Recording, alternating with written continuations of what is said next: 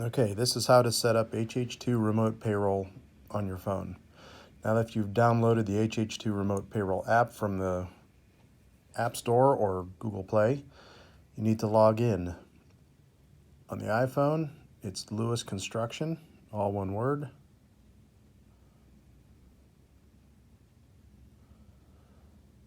You don't need to put the hh2.com in, it's already in there. I believe on Android you will need to type hh2.com. Your username will be your first initial and last name. The test account I'm using is my daughter's. So V Lewis. The default password, which you should get onto a website and change it. You can go to, in a web browser, go to lewisconstruction.hh2.com. You can sign in and change your password. Your generic password will be password1 with a capital P.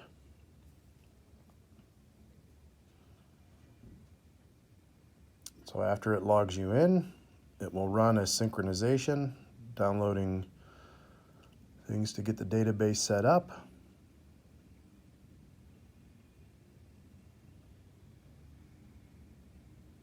Hit OK. Now hit done. Now it will keep you logged in for the entire time until you log yourself out. Now, first thing you're going to do is want to enter your daily time. I find it easiest to put your to use employee daily time, this calendar looking button. Touch that.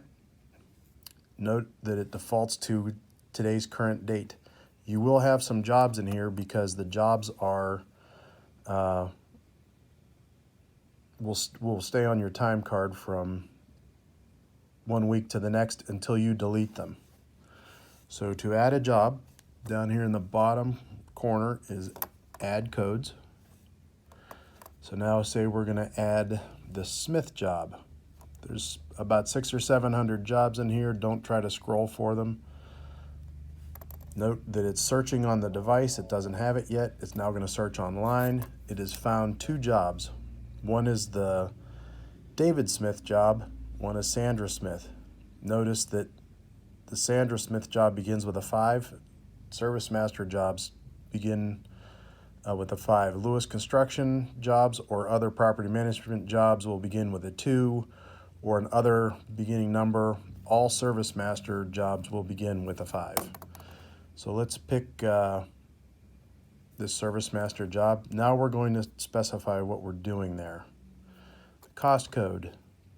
This list is only about 35 or 40 long, so you can select them as you're going. Note, so I'm going to do demo, see where the check mark shows up. And then I'm going to do, well, let's say I'm going to do some cleaning of structure, and I'm going to move some contents. Notice that you can toggle those on and off. Then hit done. Now it shows that I'm going to add the Smith job with 3 cost codes. At the bottom, it shows add or add and reset. If I hit add, it's going to add Sandra Smith to my time card. It'll say it was added successfully. If I hit add and reset, it will also add them to the time card, but notice that it blanks out the job and the cost code so that I could add another cost code before going back to my time card. All right, I'm going to go back here. Now you can see the Sandra Smith job was entered here. So for this day, I would touch in regular. There's 3 different kinds of time. There's regular time, OT for overtime, and PPE. Regular time is the one you're going to use the most. Overtime will be used if you get called out on nights and weekends. Put your time in overtime. If you work more than 40 hours in a week, the payroll staff here in the office will move your hours over that 40 hours to the appropriate job. You should just keep all of your normal regular time, say if you're working 9 or 10 hours in a single day, in regular time, and we will allocate the overtime as once we see the totals for the entire week. PPE is when you're fully fully dressed in protective gear. That includes the Tyvek suit and a full mask. You'll get paid additional money for being in a protective gear. So say you were cleaning the structure here and you had 5 hours of regular time and you were 3 hours in PPE, that's how you would mark your time for that day. Additionally, you can backspace and delete your time for that day if you meant to put 3 hours of demolition. 3, done. You can see it keeps your total by the week. You can advance your hours, advance days, or go back. So now back here on Tuesday or Wednesday, just as an example here, I'm going to put 4 hours in there. You can see it now has me for 12 weekly hours, 8 hours yesterday for on Wednesday, 4 hours this Thursday, and I'm going to put 3 hours of PPE work. You can see how it's keeping track of your time at the bottom. If you got called out for a 4-hour board up, you can see how that shows up in overtime here.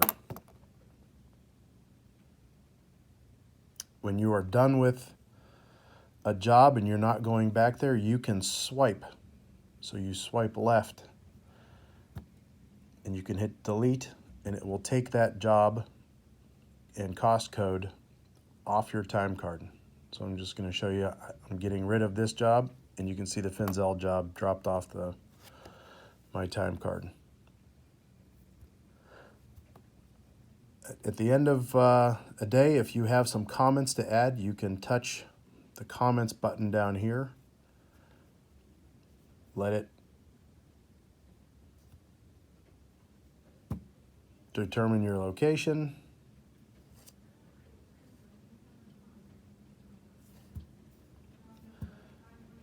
You can use the voice to text feature, which is really nice. I was at job 5180123 and I spent 4 hours cleaning walls. The job was not in the time card system yet. Okay, if you find where you haven't found a job in the time card system, which can exist if the job is an emergency over the weekend, put a comment in. You can see at the bottom that the comment thing looks different. What I want you to do is in the miscellaneous codes up here, you would then put your 4 hours that you couldn't find in default coding so that your hours for the week are correct and your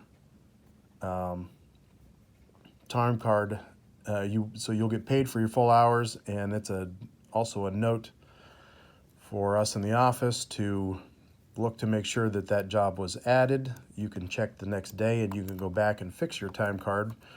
You can fix everything before it's approved to a level above you. At the end of every day, you will need to approve your time card. You say, yes, this is what I did for this day. You hit approve. Notice that it turns your approved hours into gray. You can't change those. You can go to the More button down here and reclaim them. If you accidentally hit approve, you can reclaim those hours for the day. You can see you have daily totals down here. So if I approve these 8 hours for that Wednesday, it does not approve my time for Thursday. I should approve my time every day.